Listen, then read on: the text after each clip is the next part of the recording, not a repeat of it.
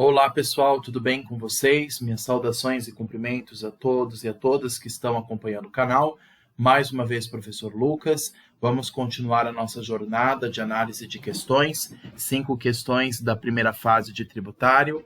Dessa vez peguei o 27º Exame de Ordem Unificado, organizado pela Banca FGV no ano de 2018.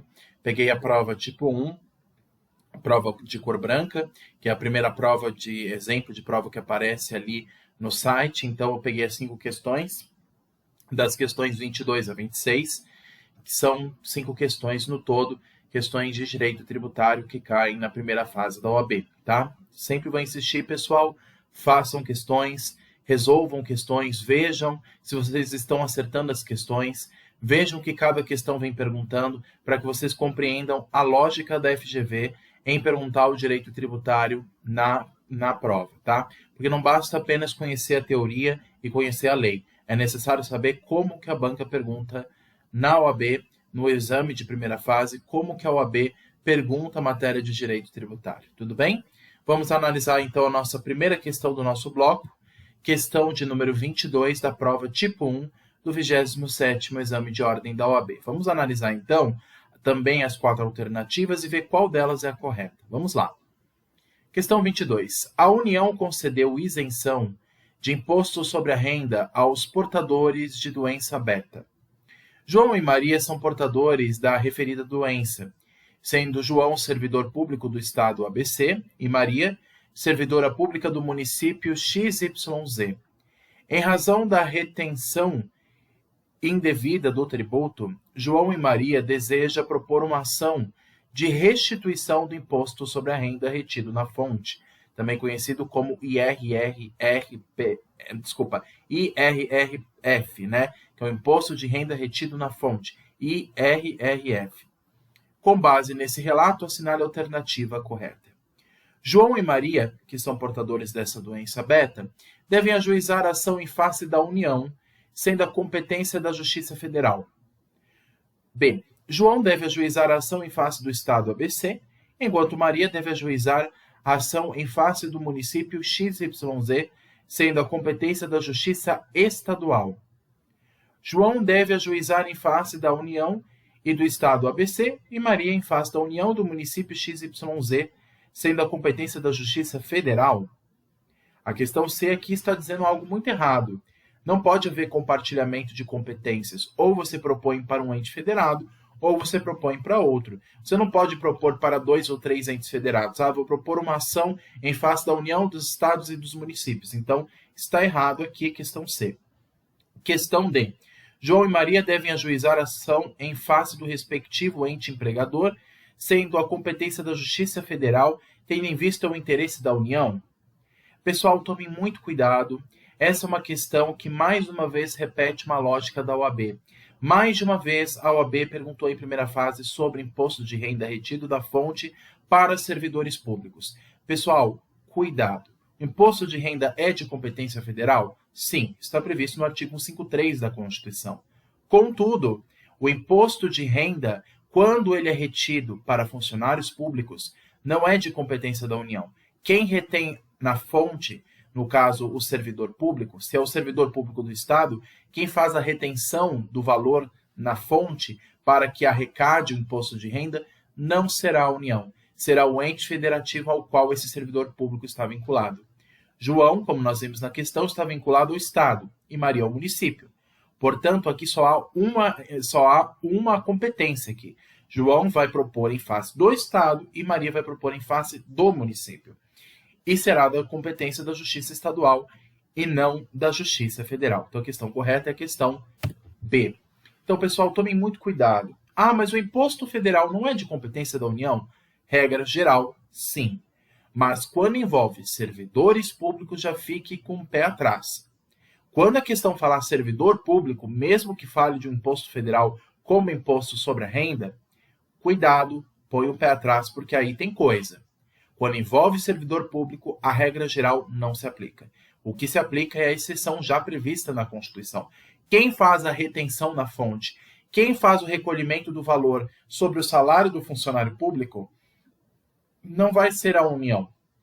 porque o funcionário público está vinculado a um outro ente federado. João e Maria não são funcionários federais. João é funcionário do Estado e Maria é funcionária do município. Então, João vai ser descontado pelo Estado e Maria pelo município. Ah, mas essa isenção, então, se aplica para eles também, já que é aplicado para imposto sobre a renda? Ele é aplicado de maneira geral, tanto na esfera federal, para todos aqueles que possuem essa doença beta, como também nas esferas estadual e municipal, como no caso de João e Maria. Essa regra de isenção, quem concede, na verdade, é a União, mas quem faz o recolhimento na fonte nunca é a União, é o ente federativo ao qual aquele funcionário público está vinculado. Então aqui, pessoal, uma pegadinha. Tomem muito cuidado com isso. O imposto de renda é de competência federal? Sim. A regra geral se aplica à retenção por parte da Receita Federal, por parte da União. Quem faz a retenção do imposto de renda retido na fonte, em regra geral, é a União por meio da Receita Federal? Sim.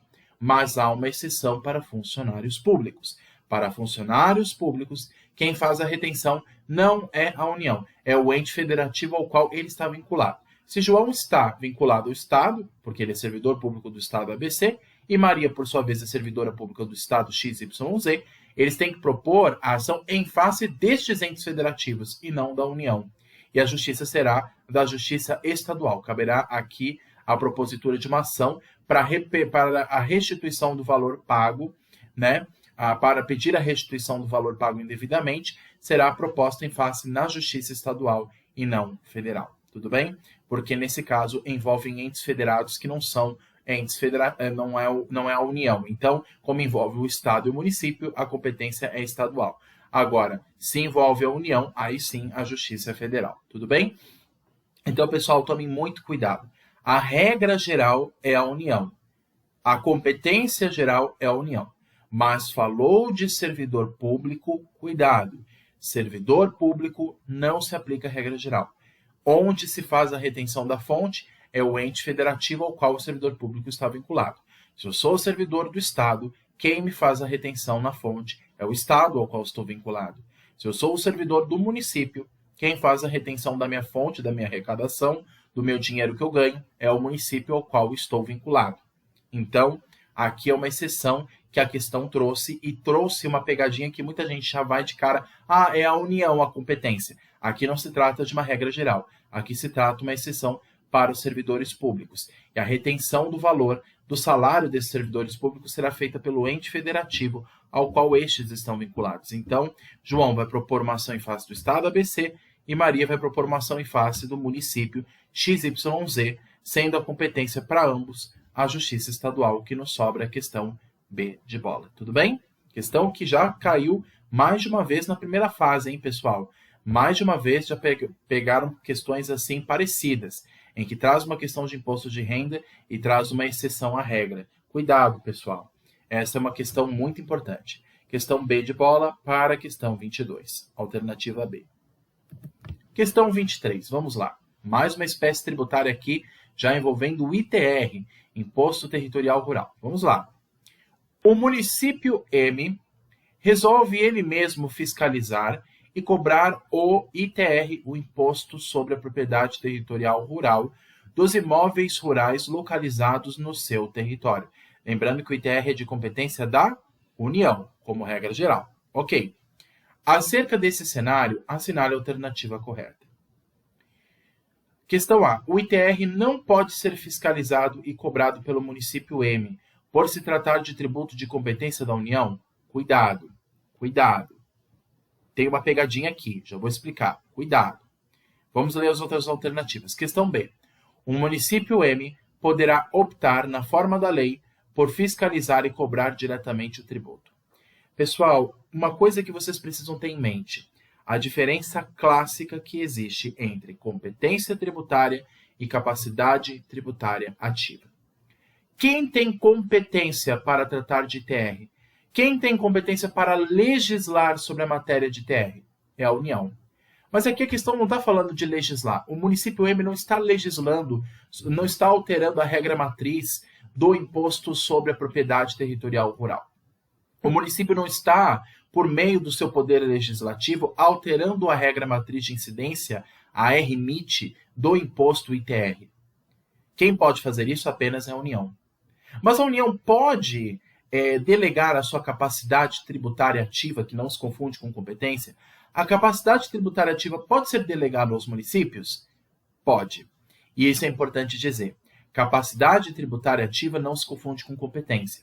Então, o município, o que ele pode fazer no máximo? E o que geralmente ele faz? Em nome da União. Ele fiscaliza as obrigações acessórias e arrecada o valor do ITR. Claro que depois esse valor vai ser repassado para a União, não vai ficar com o município, ele vai ser repassado para a União. Mas o município pode, em nome da União, fazer esse serviço de fiscalização, de cobrança, exercer a capacidade tributária ativa, de agir como fisco nesse caso? Sim, ele pode, em nome da União. Lembrando, mais uma vez, competência tributária não se confunde com capacidade tributária ativa. Competência tributária é indelegável. Então, a União não pode delegar ao município, e nem o município pode, por conta própria, legislar sobre matéria de ITR. Isso é inconstitucional. Isso só a União pode fazer. Agora, o município pode, ao invés de legislar, tratar de cobrar o ITR, fiscalizar as obrigações acessórias, não legislar sobre ITR, mas fazer a fiscalização tributária em nome da União? Pode. E aí o exercício da capacidade tributária ativa. A questão B, por enquanto, é a mais correta. A A está totalmente errada. Mas vamos ver as outras questões. Vamos lá. C. A fiscalização e a cobrança do ITR pelo município M, autorizando-no a reter 50% do produto da arrecadação do imposto como contraprestação pela fiscalização e cobrança no lugar da União. Não é essa porcentagem de 40%. Não é a porcentagem de 50%. A Constituição não estabelece metade para o ITR. Uma grande parte, na verdade, do ITR até acaba ficando no final com os municípios, mas uma outra parte menor fica com a União, porque como a União tem uma capacidade tributária de arrecadação maior do que os municípios, uma parte acaba ficando com os municípios e a outra acaba ficando menor com a União, embora o ITR seja federal. Mas não é 50% para um, 50% para outro. Está errado. É 60% para um e 40% para outro, salvo engano. Mas não é metade. A questão 6 está errada, está contrário ao que a Constituição estabelece. Questão D. A partir da opção por fiscalizar e cobrar o ITR, o município M passa a ter competência para alterar as alíquotas do imposto, inclusive para sua redução? Totalmente errado. Lembra que eu falei, competência tributária não se confunde com capacidade tributária ativa. Quem altera a alíquota, quem altera a base de cálculo, quem estabelece sujeito ativo e passivo, quem estabelece a lei de TR, não é o município, e sim a União. O máximo que o município faz é fiscalizar e arrecadar o valor já estipulado pela União. Mas quem vai tratar da regra do ITR é a União, não o município, porque o ITR é federal e é um dos impostos previstos no artigo 153 da Constituição. Então, a questão D está errada. Não se trata aqui de competência, mas do exercício da capacidade tributária ativa. Então, a única questão que nos sobrou aqui da questão 23, como correta, é a questão B de bola. O município M poderá optar, na forma da lei, de acordo com a previsão de lei, por fiscalizar e cobrar diretamente o ITR. É claro que parte desse valor vai ser passado para a União, não vai ficar só com o município. Mas ele pode, em nome da União, exercer esse poder de fiscalização e cobrança. Fiscalização, que envolve obrigações acessórias, fiscalização dos documentos, fiscalização dos dados, das informações acessórias, e a cobrança em si, que envolve a obrigação principal, de pagar o tributo. Então, a questão que nos sobra aqui é a questão B de bola. Tudo bem? Questão 23. Questão 24, vamos lá. A sociedade empresária ABC, atuante na área de prestação de serviços de limpeza, em dificuldades financeiras, não estava conseguindo realizar o pagamento dos tributos federais. Diante disso, ela se ofereceu à Administração Pública Federal para realizar o pagamento dos tributos mediante prestação direta de serviços de limpeza em prédios públicos e, alternativamente, transferir para o fisco um imóvel de sua propriedade. A respeito desse cenário, assinale a alternativa correta. Questão A. As propostas são inadmissíveis. pois o tributo somente pode ser pago em dinheiro. Questão B. As propostas são admissíveis, em razão do princípio da menor onerosidade para o devedor, favor debitores. Questão C. A proposta de transferência de imóvel do contribuinte para a Fazenda Pública Federal para o pagamento de tributo é admissível por expressa previsão legal. E a questão D. A proposta de prestação direta de serviços para pagamento de tributo é admissível em circunstâncias excepcionais como forma subsidiária de garantia do recebimento de crédito pela Fazenda Pública. Na verdade, a questão correta, pessoal, por mais incrível que pareça, é a questão C de casa. Essa é uma questão, pessoal, meio controversa, que até eu vou falar um pouco aqui com vocês. O que essa questão trouxe? Ela trouxe basicamente o texto nu e cru da lei. O Código Tributário Nacional prevê não apenas o dinheiro como modalidade de pagamento de um tributo, mas ele também prevê, por exemplo, a transferência de um bem imóvel. Isso está previsto no Código Tributário Nacional. A regra geral, na verdade, pessoal, e aqui realmente se adota, é por dinheiro. Não se pode pagar tributo a não ser por dinheiro em regra. Então, o artigo 3º do Código Tributário Nacional fala, ao definir sobre o que é o tributo, que é uma prestação pecuniária paga em dinheiro, ou cujo valor nela se possa exprimir, ou em moeda, ou cujo valor nela se possa exprimir. Quando ele fala essa expressão, ele geralmente toma em consideração o dinheiro, e geralmente o que se toma como admissível é o dinheiro para pagar um tributo. Então, eu não poderia, em regra, deixar para o fisco, ao lugar do meu dinheiro, deixar bens, deixar joias.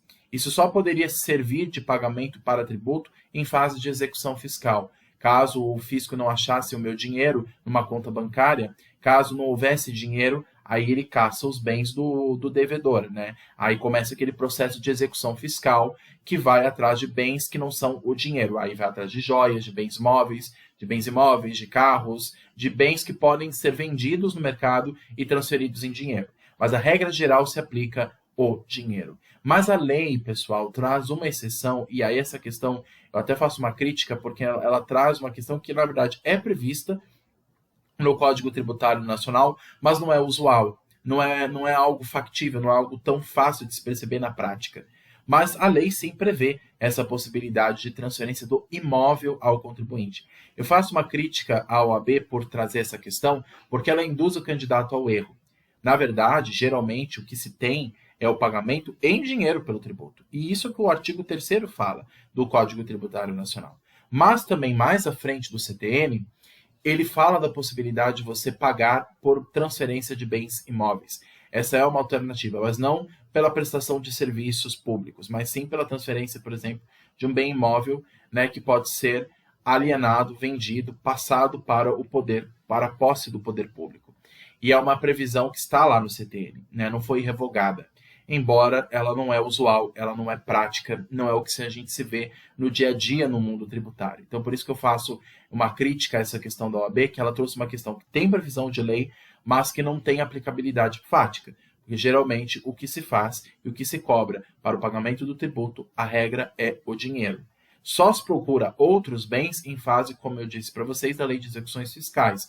Ou, inclusive, quando a gente vê isso no processo de penhora. A exemplo da Lei 6.830, de 80, que é a Lei de Execuções Fiscais. Na Lei de Execuções Fiscais, a LEF, lá tem a previsão de penhora de bens. Bens móveis, bens imóveis, caso não se encontre dinheiro. A regra é o dinheiro, mas existe exceção para a penhora de bens, caso esse dinheiro não seja encontrado. Caso não seja possível encontrar nada para se pagar aquele tributo devido. Então, existe a penhora de bens móveis e imóveis, tá? Agora, essa previsão de transferência de imóveis, antes da fase de execução fiscal, ela também é prevista no CTN, mas ela não é muito usual, ela não é muito prática e não é fácil de se perceber, mas está previsto na lei. Ele levou em consideração o texto positivado da lei, e aí o que se considerou o gabarito é a questão C. Mas eu faço uma crítica porque a OAB trouxe uma questão muito controversa no mundo tributário e não deveria ter tocado nesse assunto ao menos. Mas esse é o gabarito correto, a questão C.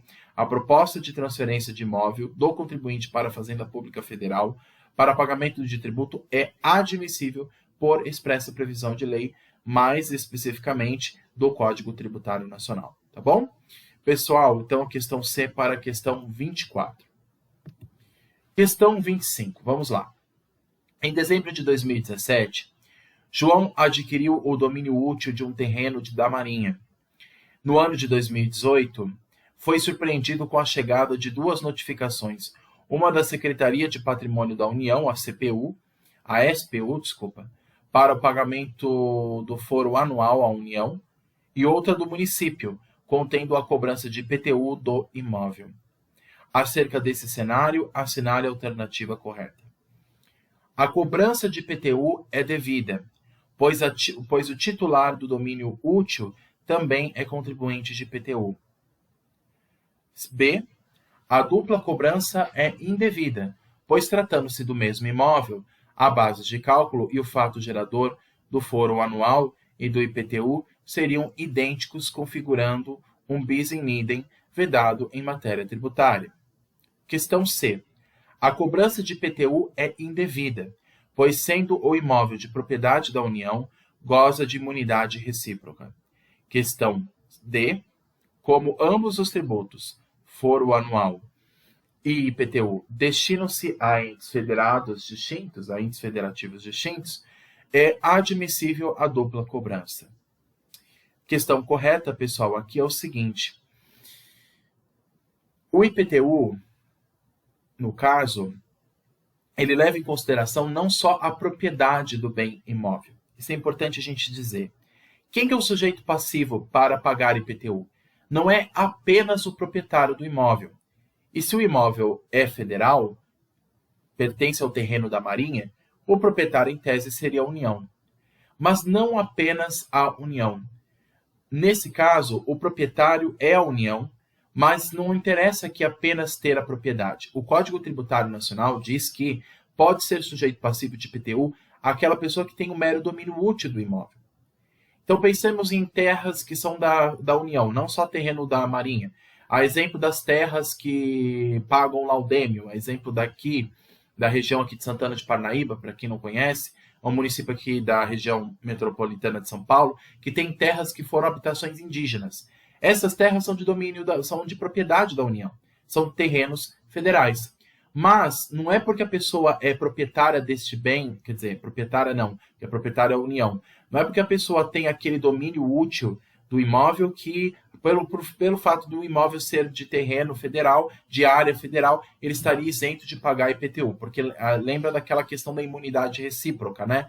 A terra da União não é cobrada de IPTU e as terras do município também acabam sendo isentas. Então, os bens da União são isentos de pagamento de impostos, assim como os bens dos municípios e dos estados são imunes entre si. Ou seja, o município não cobra IPTU do imóvel da União e a União não cobra, por exemplo, tributos federais sobre sobre os bens públicos do município. O que eu estou querendo dizer? A imunidade recíproca é um exemplo que ele trouxe aqui, que é previsto na Constituição, em que os bens móveis e imóveis da União não serão afetados por impostos municipais, nem estaduais, nem distritais. E, por sua vez, os bens dos estados não vão sofrer incidência dos impostos federais, municipais e distritais. Os municípios não vão sofrer incidência de impostos federais, estaduais ou distritais, e assim sucessivamente. Cada ente federado, União, Estados, municípios e o Distrito Federal, tem seus bens e um não vai tributar sobre o outro. Então, o que ele disse? Bom, com base nisso, já que tem essa imunidade recíproca na Constituição, por conta do imóvel da Marinha ser de propriedade da União, basta isso e aí este terreno fica isento de pagar IPTU. Errado. Se fosse assim, qualquer pessoa que tem um terreno ou que tem o domínio de um terreno que é da União, ela ficaria isento de pagar IPTU. Seria até melhor, né? Seria até mais fácil. Mas não é porque a pessoa mora num terreno que é da União, que é de propriedade da União, que ela deixa de pagar o IPTU. Porque aqui leva em consideração, inclusive com base no Código Tributário Nacional, que a regra geral de IPTU é o seguinte, não é só o proprietário que passa a pagar este imposto sobre o imóvel, mas também aquele que possui o domínio útil, a posse deste imóvel. E no caso é João. João pagaria IPTU para o município? Sim. A União não vai pagar IPTU, porque a União é imune do imposto municipal, e assim como os municípios são imunes de impostos federais. Mas João não é imune de nada. Então, nesse caso, o que nos sobra como correta, segundo o gabarito oficial, é a questão A. A cobrança de IPTU é devida, pois o titular do domínio útil também é contribuinte de IPTU. Isso é uma previsão do CTN, pessoal. Não é só o proprietário do imóvel. O proprietário do imóvel não é João, de fato. Se o imóvel é em zona da Marinha, é em terreno da Marinha, é da União, a propriedade é da União. Da mesma forma como citei o exemplo das terras indígenas. Aqui, esses lugares eram habitados por povos indígenas. Hoje são terras da União. Quem tem a propriedade dessas terras é o morador? Não, é a União. Mas quem tem o domínio útil, quem está morando em cima dela, quem é? É a pessoa, o proprietário do bem imóvel. Então, nesse caso, desculpa, eu estou confundindo os termos. Ele pode não ser o proprietário, mas ele mora naquele imóvel. Então, ele tem o domínio útil, ou apenas a posse. E isso basta para incidir IPTU. Não precisa ser proprietário apenas. Você só ter o domínio útil ou ter apenas a posse daquele bem imóvel é o suficiente para incidir IPTU. Não importa, então, se eu moro em terreno da União. A União não vai pagar, mas eu vou ter que pagar. Porque se eu tenho aquela casa em cima daquele terreno, quem vai pagar o IPTU sobre este imóvel serei eu, que não tenho a propriedade do imóvel, mas tenho o domínio útil. Isso basta para a lei, para que incida IPTU e para que essa pessoa seja inserida como sujeito passível da obrigação tributária para pagar esse imposto. Então, não apenas se considera a propriedade, mas também se considera a posse e o domínio útil. E é o caso aqui. Então, a questão correta é a questão A. A cobrança do IPTU, que é o Imposto sobre a Propriedade Predial e Territorial Urbana, é devida, pois o titular do domínio útil também é contribuinte do IPTU. Questão A é o gabarito. Vocês veem que já tem várias questões, pessoal, que estão levando em consideração o texto da lei. Então, por isso que eu falo, leiam a lei, leiam a Constituição, porque muitas vezes a questão traz um copia e cola da lei e aí pergunta para vocês com base naquilo que está escrito. Vamos então para a nossa última questão do bloco. Questão 26 diz o seguinte: a pessoa jurídica Sigma teve lavrado contra si um auto de infração. A autuação fiscal lhe impõe multa pela falta de exibição de notas fiscais durante um determinado período, ou seja, não cumpriu obrigações acessórias. Após ser citada em sede de execução fiscal, a pessoa jurídica Sigma alegou em embargos à execução que não apresentou na nota fiscal porque elas haviam sido furtadas por seu antigo gerente geral, que, com elas, praticara ilícito criminal, tendo sido, por isso, condenado na esfera penal por sonegação fiscal e furto daquelas notas. Com base nessa narrativa, no que tange ao pagamento da multa tributária, assinar a alternativa correta. A responsabilidade é pessoal do antigo gerente por ter cometido infração conceituada na lei como crime. B. A empresa deve arcar com o pagamento de multa, sendo possível, posteriormente, uma ação de regresso em face do antigo gerente geral. Questão C. O antigo gerente não pode ser responsabilizado na esfera civil tributária por já ter sido condenado na esfera penal? Não, está errado. O que é C está errado, pessoal? Uma condenação numa esfera não exclui as outras. Isso põe na cabeça.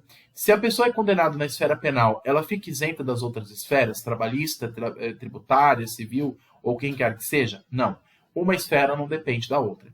Então, se o antigo proprietário foi condenado por um crime, ele também vai ser condenado na esfera tributária a pagar uma multa. Uma penalidade não exclui a outra. Uma esfera não exclui a outra. Então, se uma pessoa é condenada na esfera criminal, ela pode ser condenada igualmente na esfera civil, na esfera tributária, na esfera administrativa, na esfera trabalhista e assim por diante. Então, o fato de ele ter sido condenado na esfera penal não o isenta de ser responsabilizado nas outras esferas. Então, a questão C está totalmente errada.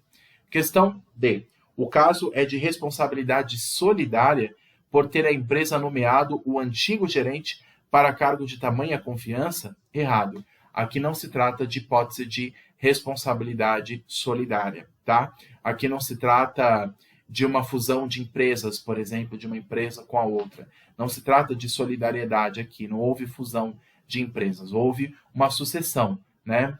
Porque ele até diz o seguinte: após ser citada em sede de execução fiscal, a pessoa jurídica Sigma alegou a embargos à execução que não apresentou as notas fiscais porque elas haviam sido furtadas pelo antigo gerente geral. Então, o novo gerente substituiu o antigo. Houve uma sucessão e não uma fusão. Não existe responsabilidade solidária aqui.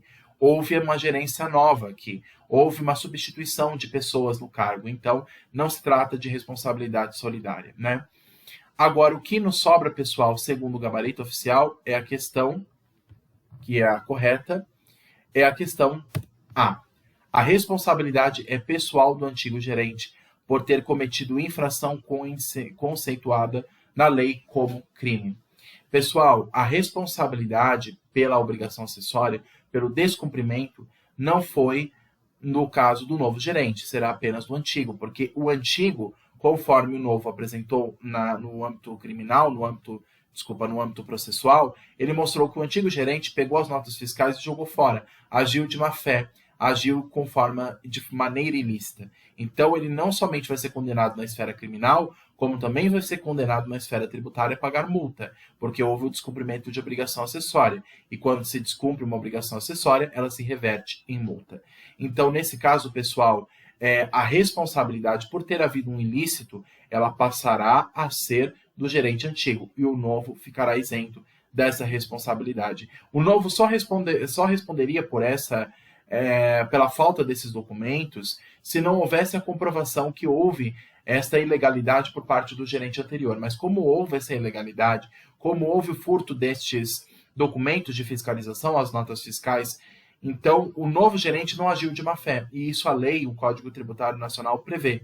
Então, nesse caso, a responsabilidade não será compartilhada, ela será apenas do antigo gerente que agiu de má fé por ter cometido infração conceituada em lei como crime, tá? E também uma ofensa à ordem tributária, porque ele não cumpriu com a obrigação acessória. Então, no caso, é a questão A, que nos sobra aqui, segundo o gabarito oficial. Tudo bem? Então, a empresa ela não vai arcar com o pagamento de multa, porque o antigo gerente, ele agiu de má fé. E a empresa só percebeu isso depois, o novo gerente só percebeu isso depois. Então, nesse caso, ele fica isento da culpa. O que nos sobra, então, aqui, pessoal, questão A. Mais uma vez repetindo, a responsabilidade é pessoal do antigo gerente por ter cometido infração conceituada na lei como crime. Então, o que nos sobra é a questão A. Pessoal, foi bem rápida a nossa apresentação aqui, a nossa análise, mas espero que tenham gostado. Se precisarem, se tiverem dúvidas, se precisarem de mim, mandem aqui os comentários de vocês debaixo do vídeo. Ficarei honrado de atendê-los, de ouvir vocês, ouvindo também sugestões para como melhorar o canal. Por favor, pessoal, curtam, comentem, compartilhem, se inscrevam no canal, ativem o sininho, me ajudem a fazer com que esse canal cresça e atinja um número maior possível de pessoas que estão se preparando para os próximos exames da OAB, no caso, para a primeira fase do exame de ordem. Tudo bem? Pessoal, é isso então. Vou tirar aqui dos slides.